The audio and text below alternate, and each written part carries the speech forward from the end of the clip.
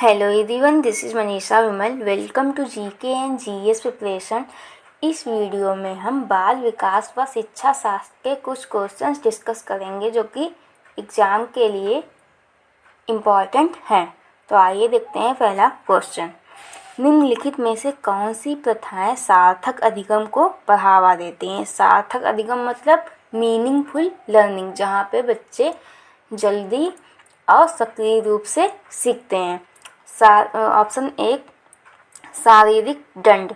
यहाँ पे हमें बच्चों को शारीरिक दंड नहीं देना है और एनईपी के अनुसार भी शारीरिक दंड को बैन किया गया है, तो शारीरिक दंड यहाँ पे गलत हो जाएगा।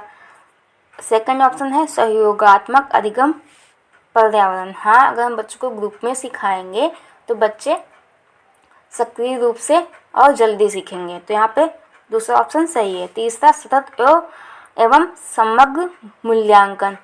सतत और समग्र मूल्यांकन से हमें बच्चा कैसे सीखता है या फिर कहाँ पे सुधार करना है ये पता चलेगा, तो ये भी अधिगम को बढ़ावा देगा।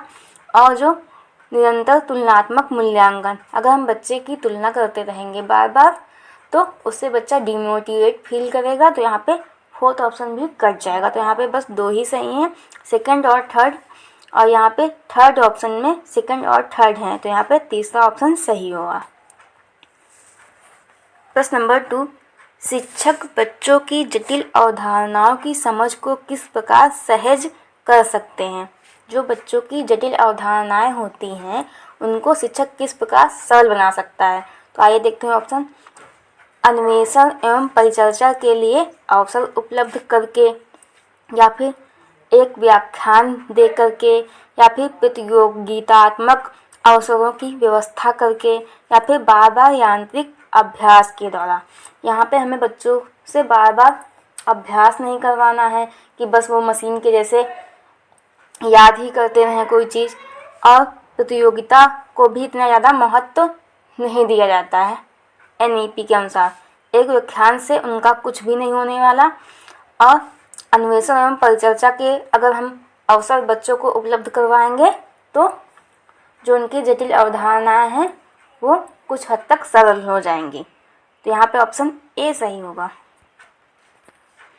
प्रश्न नंबर 3, एक प्राथमिक विद्यालय की अध्यापिका बच्चों को एक प्रभावशाली समस्या समाधानकर्ता बनने के लिए किस प्रकार से प्रोत्साहित कर सकती है? ए, बच्चों को सहजानुभूत अनुमान लगाने के लिए प्रोत्साहित करके तथा उसी पर आधारित विचार मंथन करके। दूसरा, प्रत्येक छोटे कार्य के लिए भौतिक पुरस्कार देकर, इससे बच्चों की जिज्ञासा खत्म हो जाएगी अगर उसको हम बार बार पुरस्कार देंगे। या फिर तीसरा, केवल प्रक्रियात्मक ज्ञान पर बल और महत्व, ये भी हमें नहीं करना है। गलत उत्तरों को अस्वीकार करके हम दंडित करके, दंड तो हमें बच्चों को बिल्कुल भी देना ही नहीं है। तो यहाँ पे बच्चों को अगर हम अनुमान लगाने के लिए कहेंगे किसी पार्टिकुलर टॉपिक पर और उसी पर आधारित विचार करने के लिए बोलेंगे तो वो समस्या समाधान कर्ता बनने के लिए प्रोत्साहित होंगे। थोड़ा नहीं, काफ़ी हद तक प्रोत्साहित होंगे, तो यहाँ पे ऑप्शन ए सही होगा। प्रश्न नंबर 4, निम्नलिखित में से कौन सा द्वितीयक समाजीकरण एजेंसी का उदाहरण नहीं है? यहाँ पे दो प्रकार की समाजीकरण एजेंसी होती हैं, पहली प्राथमिक और दूसरी द्वितीयक।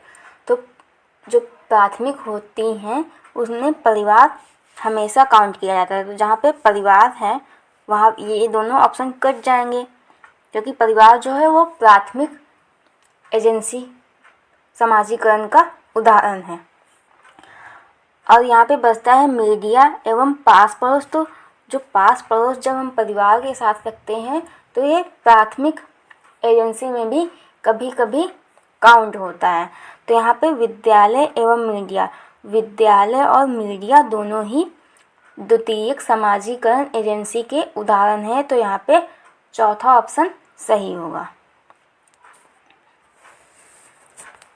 प्रश्न नंबर 5, निम्नलिखित अवधि में से किसमें शारीरिक वृद्धि एवं विकास तीव्र गति से घटित होता है। यहाँ पे शारीरिक वृद्धि एवं विकास की बात की गई है कि किस स्टेज में सबसे तेज होता है। ये किशोरावस्था एवं वयस्कता।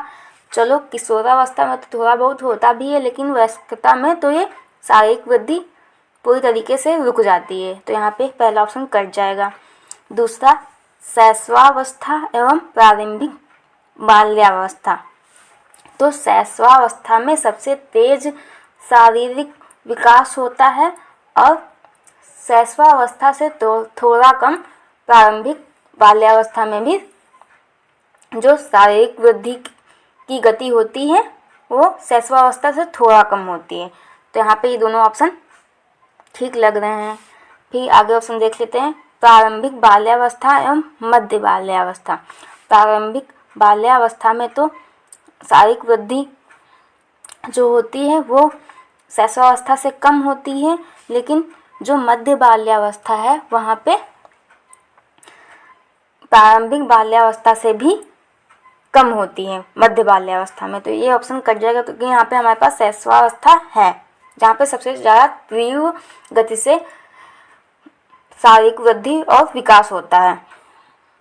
फिर चौथा मध्य बाल्यावस्था एवं किशोरावस्था। मध्य बाल्यावस्था में भी शैशवावस्था से कम या धीरे शारीरिक वृद्धि होती है।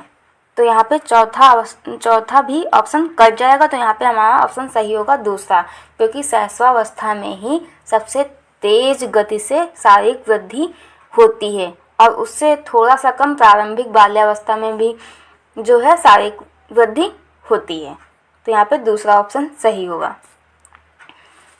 बस नंबर 6, निम्नलिखित में से कौन सा विकास का सिद्धांत नहीं है। विकास सार्वभौमिक है तथा सांस्कृतिक संदर्भ इसे प्रभावित नहीं करते। तो यहाँ पे पहला ऑप्शन जो है वो ही गलत है, क्योंकि सांस्कृतिक संदर्भ भी विकास को प्रभावित करते हैं, यहाँ पे प्रभावित नहीं करते। तो ये ऑप्शन गलत हो गया। तो सिद्धांत नहीं है, यहाँ पे नहीं है पूछा गया है, तो जो नहीं गलत होगा वही सही होगा। तो आइए आगे ऑप्शन भी देख लेते हैं। विकास जीवन पर्यंत होता है, हाँ होता है। विकास परिवर्त्य होता है, हाँ। विकास मॉडिफिएबल भी होता है, बस रिवर्सेबल नहीं होता है। तो यहाँ पे ये ऑप्शन भी जो सिद्धांत है, तो सिद्धांत ये दोनों हैं, तो ये दोनों कट जाएंगे। विकास आनुवांशिकता एवं पर्यावरण दोनों के द्वारा प्रभावित होता है, हाँ। विकास जो है आनुवांशिकता और पर्यावरण दोनों के द्वारा प्रभावित होता है। तो यहाँ पे ये ऑप्शन भी कट जाएगा। जो सिद्धांत नहीं है विकास का वो है विकास सार्वभौमिक है तथा सांस्कृतिक संदर्भ इसे प्रभावित नहीं करते। तो यहाँ पे ए ऑप्शन जो है वो सही होगा। प्रश्न नंबर 7, वैयक्तिक विभिन्नताओं का प्राथमिक कारण क्या है। आनुवांशिकता एवं पर्यावरण के बीच जटिल पारस्परिक क्रिया, या फिर लोगों के द्वारा माता पिता से प्राप्त आनुवांशिक संकेत पद्धति, या फिर 3 जन्मजात विशेषताएं, या फिर 4 पर्यावरणीय प्रभाव। तो जो व्यक्ति विभिन्नताओं का प्राथमिक कारण है वो है आनुवांशिकता एवं पर्यावरण के बीच जटिल पारस्परिक क्रिया। तो यहाँ पे ऑप्शन 1 जो है वो सही होगा। प्रश्न नंबर 8, बच्चों में जेंडर रूढ़िवादिता एवं जेंडर भूमिका अनुरूपता को कम करने के लिए निम्नलिखित में से कौन सी पद्धति प्रभावशाली है। मतलब कि ऐसा कौन सा तरीका है जिससे हम जेंडर रूढ़िवादिता और जेंडर पक्षपात को कम कर सकेंगे। तो यहाँ पे आइए ऑप्शन देखते हैं।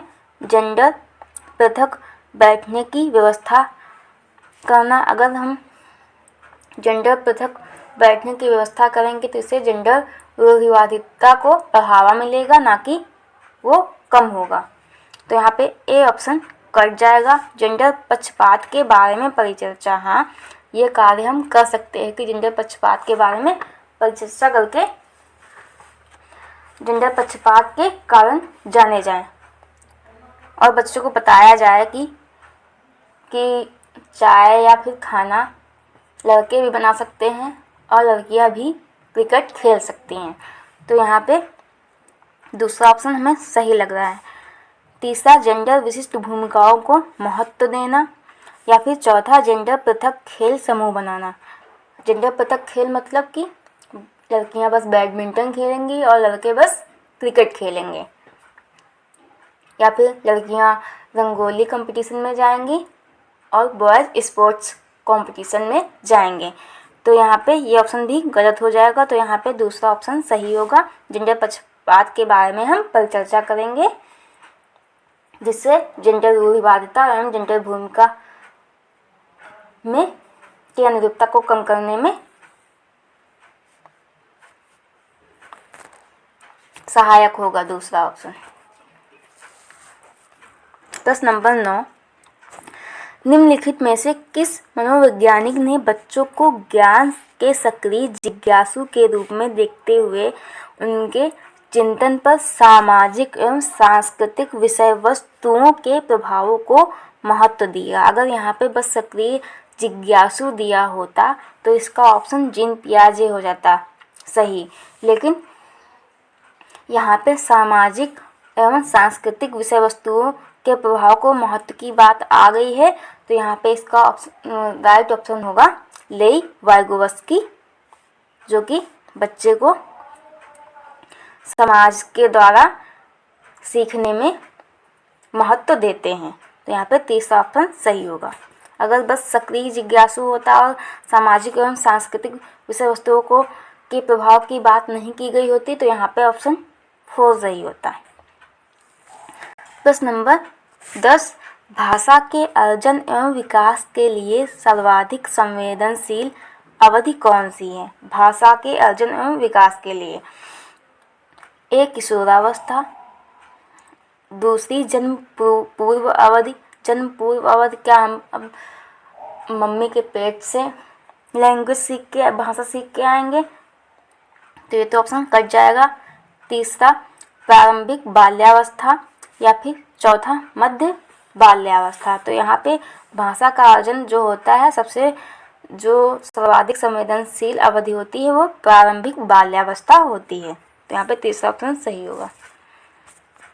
प्रश्न नंबर 11, निम्नलिखित में से कौन सी लॉरेंस कोहलबर्ग के द्वारा प्रस्तावित नैतिक विकास की एक अवस्था है? उद्योग बनाम अधीनता अवस्था, या फिर दूसरी प्रसूति अवस्था, या फिर तीसरी सामाजिक अनुबंधन अभिविन्यास, या फिर चौथी मूर्त संक्रियात्मक अवस्था। जो पहली अवस्था है वो है एरिक्सन की उद्योग बनाम अधीनता अवस्था, और दूसरी जो है वो है फ्रायड की, और जो तीसरी अवस्था है ये है लॉरेंस कोहलबर्ग की, और जो चौथी अवस्था है वो है पियाजे की। तो यहाँ पे तीसरा ऑप्शन सही है।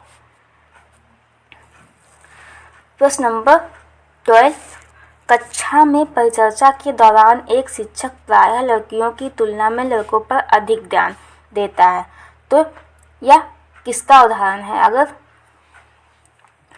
अगर हम किसी भी जेंडर की तरफ ज़्यादा ध्यान देते हैं या फिर उसे ज़्यादा महत्व देते हैं तो जेंडर पक्षपात कहलाता है। तो आइए देखते हैं, वह जेंडर समरूपता, दूसरा जेंडर पक्षपात, तीसरा जेंडर पहचान, या फिर चौथा जेंडर संबद्धता। तो यहाँ पे दूसरा ऑप्शन सही होगा। अगर हमारा झुकाव किसी भी जेंडर के प्रति ज़्यादा है, वो चाहे वो मेल हो या फीमेल हो, वो जेंडर पक्षपात कहलाता है। तो यहाँ पे दूसरा ऑप्शन सही होगा। प्रश्न नंबर 13, बच्चों के संज्ञानात्मक विकास के संदर्भ में निम्नलिखित में से कौन सी पियाजे की संरचना है? ए, प्रबलन, दूसरा स्कीमा, तीसरा अवलोकन अधिगम, या चौथा अनुबंधन। जो पियाजे हैं वो स्कीमा की बात करते हैं, संगठन की बात करते हैं, अनुकूलन, आत्मसातकरण और समायोजन की भी बात करते हैं। तो यहाँ पे दूसरा ऑप्शन सही होगा। प्रश्न नंबर 14, जिक्सा पहेली को करते समय 5 वर्ष की नजमा स्वयं से कहती है, नीला टुकड़ा कहाँ है? नहीं, यह वाला नहीं, गाढ़े रंग वाला, जिससे यह जूता पूरा बन जाएगा। जो नजमा है वो 5 साल की बच्ची है और वो एक जिक्सा पहेली को हल कर रही है और वह स्वयं से कह रही है कि नीला टुकड़ा कहाँ है, नहीं यह वाला नहीं नीला टुकड़ा, गाढ़े रंग वाला, जिससे यह पूरा जो जूता है वो पूरा बन जाएगा। तो यह वाइगोत्स्की किस तरह संबोधित करते हैं? आत्म केंद्रित वार्ता की बात जो है वो पियाजे करते हैं, तो यहाँ पे ए ऑप्शन कट जाएगा। व्यक्तिगत वार्ता, हाँ वाइगोत्स्की इसे व्यक्तिगत वार्ता कहते हैं, तो यहाँ पे दूसरा ऑप्शन सही होगा। फिर भी हम तीसरा ऑप्शन भी देख लेते हैं। जोर से बोलना भी गलत है, और पार या ढांचा बांधना, जो पार या ढांचा बांधना होता है उसे स्कैफ फोल्डिंग कहते हैं, जहाँ पे हम अपने पीयर ग्रुप की या फिर स्टूडेंट की सहायता कर रहे होते हैं, उसे हम पार या ढांचा बांधना कहते हैं। तो यहाँ पे ये ऑप्शन भी गलत हो जाएगा। जो व्यक्तिगत वार्ता है वो वाइगोत्स्की के इस कार्य को संबोधित करेंगे, तो यहाँ पे दूसरा ऑप्शन सही होगा। प्रश्न नंबर 15, बच्चों को संकेत देना तथा आवश्यकता पड़ने पर सहयोग प्रदान करना निम्नलिखित में से किसका उदाहरण है? पार या ढांचा का, या फिर दूसरा प्रबलन का, या फिर तीसरा अनुबंधन का, या फिर चौथा मॉडलिंग का। तो अगर बच्चों को संकेत देना और आवश्यकता पड़ने पर सहयोग प्रदान करना जो है वो पार या ढांचा का उदाहरण है। इसे इंग्लिश में स्कैफ फोल्डिंग कहते हैं, और यह सिद्धांत जो है वाइगोत्स्की के द्वारा दिया गया है। प्रश्न नंबर 16, निम्नलिखित व्यवहारों में से कौन सा जीन पियाजे के द्वारा प्रस्तावित मूर्त संक्रियात्मक अवस्था को विशेषित करता है? यहाँ पे जीन पियाजे ने 4 स्टेजेस दी हैं, उनमें से जो मूर्त संक्रियात्मक अवस्था है वो तीसरी अवस्था है। तो आइए देखते हैं इस तीसरी अवस्था की विशेषताएं क्या क्या हैं। तो इस तीसरी अवस्था की विशेषताएं होती हैं inductive thought, logic about concrete, conservation, classification और सीरिएशन। तो प्रतीकात्मक खेल, विचारों की अनुक्रमणीयता, ऑप्शन गलत हो जाएगा। दूसरा परिकल्पित निगमनात्मक तर्क, साध्यात्मक विचार, ये भी गलत हो जाएगा। संरक्षण, जिसे इंग्लिश में कंजर्वेशन बोलते हैं, और कक्षा सम्मेलन को क्लासिफिकेशन बोलते हैं। तो यहाँ पे जो मूर्त संक्रियात्मक अवस्था की विशेषताएं हैं वो यही दोनों हैं यहाँ पे। और स्थापित अनुकरण, पदार्थ स्थापित, ये पूर्व संक्रियात्मक अवस्था की विशेषताएं हैं, पदार्थ स्थापित। तो यहाँ पे दूसरा ऑप्शन भी, चौथा ऑप्शन भी गलत हो जाएगा। तो यहाँ पे तीसरा ऑप्शन सही है, संरक्षण और कक्षा समावेशन। प्रश्न नंबर 17, आकलन का प्राथमिक उद्देश्य क्या होना चाहिए? जो आकलन का जो प्राथमिक उद्देश्य है वो क्या होना चाहिए? रिपोर्ट कार्ड में उत्तीर्ण या अनुत्तीर्ण अंकित करना, यह आकलन का उद्देश्य नहीं होता है, तो ये ऑप्शन कट जाएगा। विद्यार्थियों के लिए श्रेणी निश्चित करना, ये भी आकलन का उद्देश्य नहीं होता है। संबंधित अवधारणाओं के बारे में बच्चे की स्पष्टता एवं भ्रांतियों को समझना, विद्यार्थियों के प्राप्तांकों के आधार पर उनको नामांकित करना। तो यहाँ पे हम बच्चों को उनके जो प्राप्तांक हैं, जितने अंक उन्हें मिले हैं उसके अनुसार उन्हें हम नामांकित नहीं कर सकते हैं। तो यहाँ पे तीसरा ऑप्शन जो है वो पॉजिटिव है कि बच्चों की स्पष्टता एवं भ्रांतियों को समझा जाए आकलन के द्वारा। तो यहाँ पे तीसरा ऑप्शन सही होगा। प्रश्न नंबर 18, निम्नलिखित कथनों में से कौन सा बुद्धि के बारे में सही है? बुद्धि बहुआयामी है तथा जटिल योग्यताओं का एक समूह है। या फिर दूसरा, बुद्धि एक निश्चित योग्यता है जो जन्म के समय ही निर्धारित होती है। ऐसा नहीं है कि बुद्धि का निर्धारण जब बच्चा पैदा हुआ है तभी कर दिया जाएगा, तो दूसरा ऑप्शन कट जाएगा। बुद्धि को मानकीकृत परीक्षणों के प्रयोग से सटीक रूप से मापा एवं निर्धारित किया जा सकता है। नहीं, जो मानकीकृत परीक्षण है उससे बस बुद्धि का अनुमान लगाया जा सकता है, ये नहीं कि उसे सटीक रूप से मापा एवं निर्धारित किया जा सकता है। तो यहाँ पे तीसरा ऑप्शन भी गलत हो जाएगा। चौथा, बुद्धि एक एकात्मक कारक तथा एक एकाकी विषयक है। ये भी गलत है। तो बुद्धि जो होती है वह बहुआयामी होती है तथा जटिल योग्यताओं का एक समूह है। तो यहाँ पे पहला ऑप्शन सही है। प्रश्न नंबर 19, रूही हमेशा समस्या के एकाधिक समाधानों के बारे में सोचती है। इनमें से काफ़ी समाधान मौलिक होते हैं। रूही किन गुणों का प्रदर्शन कर रही है? जो रूही है एक बच्ची, वो कोई एक समस्या के बारे में कई प्रकार से उसको हल करने के लिए सोच सकती है। तो वह किन गुणों का प्रदर्शन कर रही है? आत्म केंद्रित विचारक नहीं, सृजनात्मक विचारक, हाँ, जिसे हम हिंदी में क्रिएटिव थिंकर बोलते हैं। अवसारिक विचारक गलत हो जाएगा। इसमें अवसारक विचारक मतलब किसी एक समस्या के बारे में एक ही प्रकार से सोच पाना। यहाँ पे जो रूही है वह एक समस्या के बारे में एक से अधिक समाधानों के बारे में सोच सकती है। तो यहाँ पे दूसरा ऑप्शन सही होगा। इसे सृजनात्मक विचारक कहते हैं। चौथा, अनम्य विचारक, ये ऑप्शन भी गलत है। अनम्य विचारक मतलब रिजिड थिंकर, मतलब किसी के अनुसार बस यही होगा तो यही होगा, उसे रिजिड बोलते हैं। तो यहाँ पे चौथा ऑप्शन भी गलत है। प्रश्न नंबर 20, शिक्षा का अधिकार अधिनियम 2009 में उल्लेख की गई समावेशी शिक्षा की अवधारणा निम्नलिखित में से किस पर आधारित है? मुख्यतः व्यावसायिक शिक्षा उपलब्ध करा करके अशक्त बच्चों को मुख्यधारा में शामिल करना, या फिर दूसरा व्यवहारवादी सिद्धांत, या फिर तीसरा अशक्त बच्चों के प्रति एक सहानुभूति अभिव्यक्ति, या फिर 14 अधिकार आधारित मानवतावादी परिप्रेक्ष्य। तो शिक्षा का जो अधिकार अधिनियम 2009 है उसके अनुसार समावेशी शिक्षा की अवधारणा जो है वो है अधिकार आधारित मानवतावादी परिप्रेक्ष्य। तो यहाँ पे चौथा ऑप्शन सही होगा। प्रश्न नंबर 21, शिक्षा अधिगम प्रक्रिया में वंचित समूह से संबंधित विद्यार्थियों के द्वारा सहभागिता कम होने की स्थिति में एक शिक्षक को क्या करना चाहिए?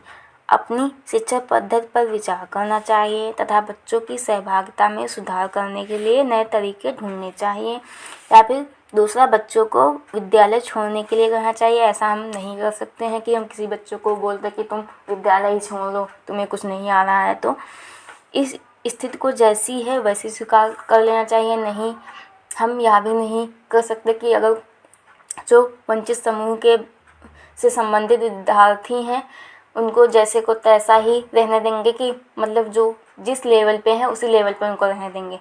यहाँ पे तीसरा ऑप्शन भी गलत हो जाएगा। चौथा, इन विद्यार्थियों से अपनी अपेक्षाओं को कम करना चाहिए। नहीं, यहाँ पे पहला ऑप्शन पॉजिटिव है। अपनी शिक्षा पद्धति पर विचार करना चाहिए तथा बच्चों की सहभागिता में सुधार करने के लिए नए तरीके ढूंढने चाहिए। तो यहाँ पे पहला ऑप्शन सही है। प्रश्न नंबर 22, एक समावेशी कक्षा में एक शिक्षक को विशिष्ट शैक्षिक योजनाओं को तैयार करने के लिए हतोत्साहित करना चाहिए। नहीं, तैयार नहीं करना चाहिए, कभी कभी तैयार करना चाहिए, या फिर सक्रिय रूप से तैयार करना चाहिए। तो विशिष्ट शैक्षिक योजनाओं को सक्रिय रूप से एक शिक्षक को समावेशी कक्षा में तैयार करना चाहिए। तो यहाँ पे फोर्थ ऑप्शन जो है वो सही होगा। प्रश्न नंबर 23, पठन वैफल्य बच्चों के प्राथमिक लक्षण क्या हैं? एक ही गतिविषयक कार्य को बार बार दोहराना, या फिर न्यून अवधान विकार, या फिर तीसरा अपसारी चिंतन पढ़ने में धारा प्रवाहिता, या फिर चौथा धारा प्रवाह पढ़ने की क्षमता। यहाँ पे चौथा ऑप्शन सही होगा, जिसे हिंदी में डिसलेक्सिया भी बोलते हैं।